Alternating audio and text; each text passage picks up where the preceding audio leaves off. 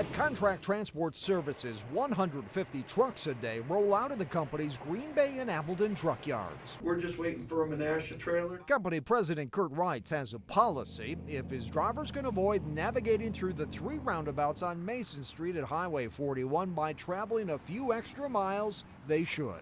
They serve a good purpose on passenger vehicles. You know, when you get into what we deal with, which is basically a 53-foot trailer and total length of about 70 feet, not real conducive for that.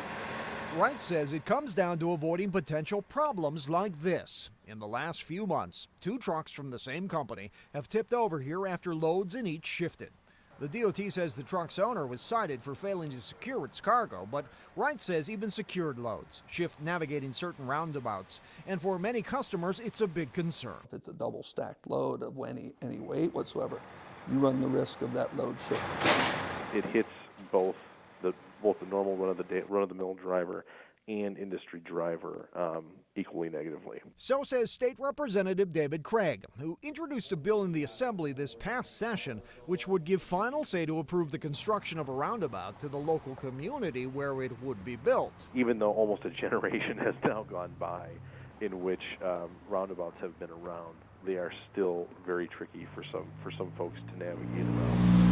While the bill didn't advance very far this session, it did have a hearing, and it has bipartisan support. The local officials know, especially when it comes to traffic, what is the best design for them. And municipal leaders like Mike Albinger from Ashwaubenon thinks it's a law long overdue. DOT is using them as one solution for all problems. Albinger says he knows roundabouts are safe for eliminating head-on and T-bone collisions, which can be fatal, but feels they don't work in highly congested areas. Albinger said his village board had great concerns over DOT plans to construct multi-lane roundabouts along the 41 corridor at the Oneida Street and Lombardi Avenue exits. We saw it as a real big problem, mainly to begin with because of the Packer traffic.